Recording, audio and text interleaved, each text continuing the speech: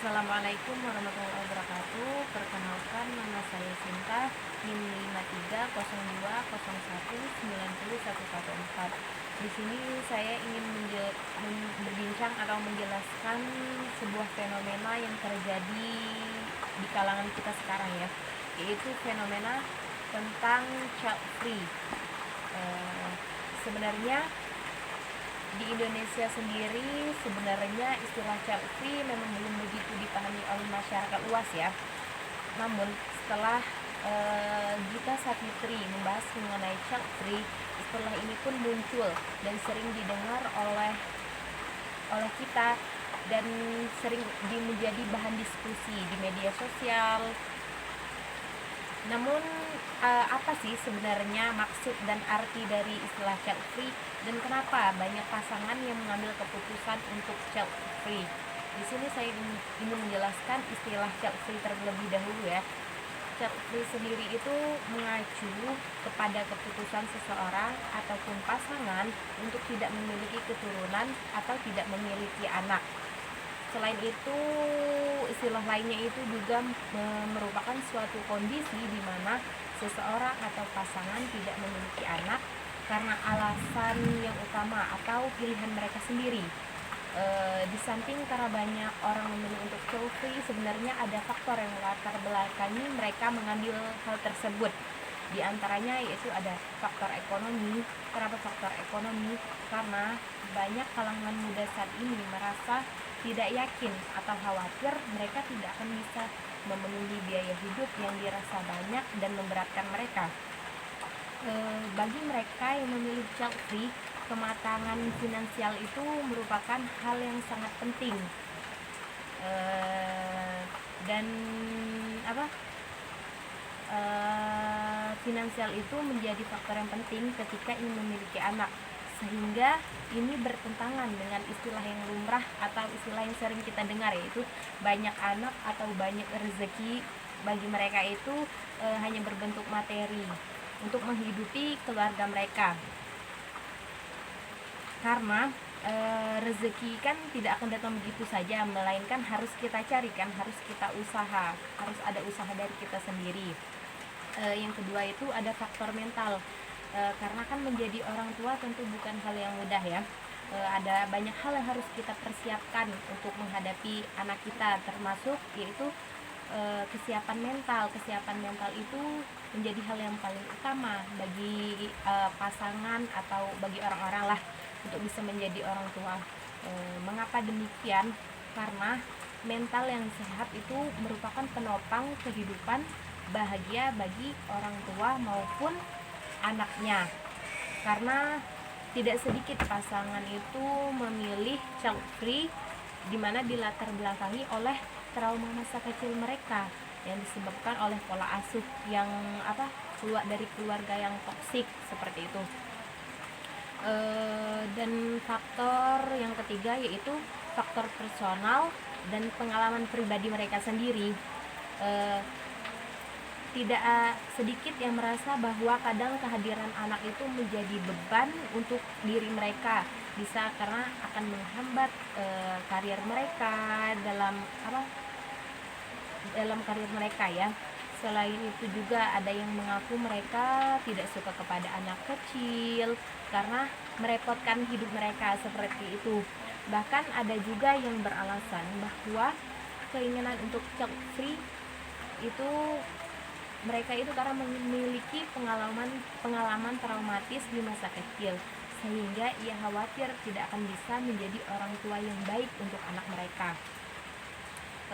Dan faktor overpopulasi ya, dimana Cinta Laura sendiri itu artis yang terkenal di Indonesia itu dia itu memilih untuk child free karena adanya overpopulasi di bumi, karena banyak manusia di bumi ini, sehingga dia memilih untuk mengadopsi anak saja daripada untuk memiliki anak seperti itu. Karena jumlah populasi di Indonesia itu sudah sangat banyak. Karena dengan akibatnya overpopulasi itu akan mengakibatkan adanya perbuatan prokreasinya seperti itu. Lalu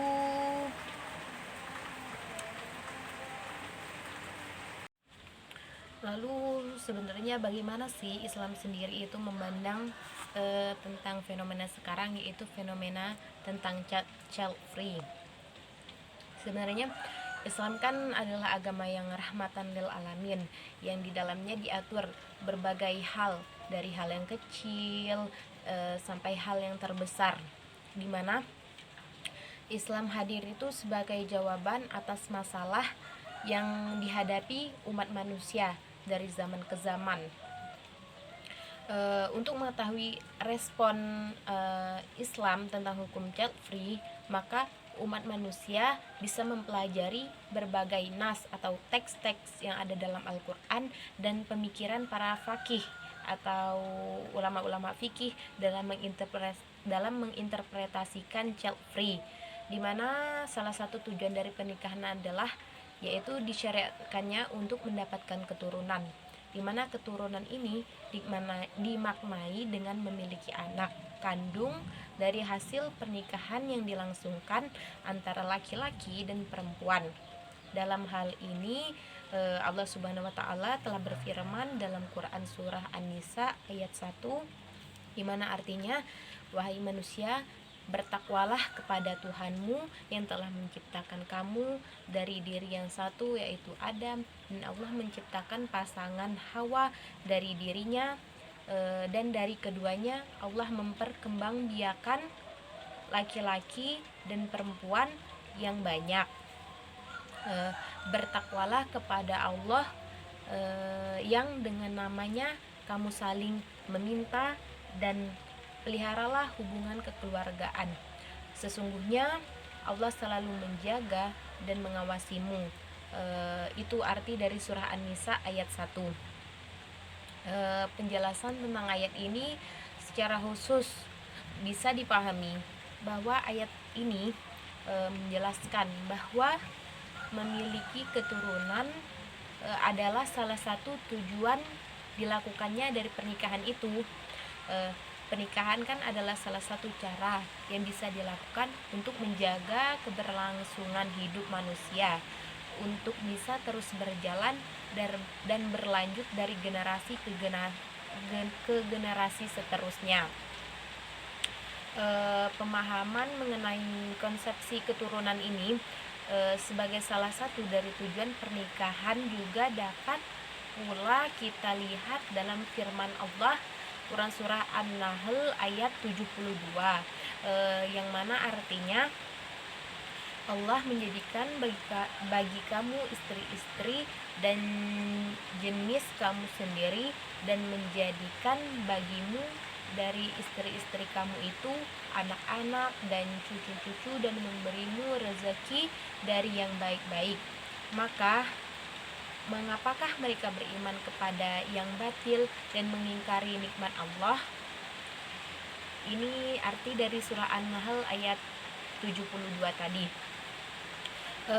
Berdasarkan firman Allah atau nas yang sudah saya baca tadi, dapat kita pahami bahwa memiliki keturunan atau anak itu adalah fitrah yang dimiliki manusia dan harus kita syukuri, sehingga kehadiran anak dalam perjalanan rumah tangga dan kehidupan bisa menjadi ladang ibadah dan pahala, serta akan membawa kita pada kebaikan di dunia maupun kebaikan di akhirat.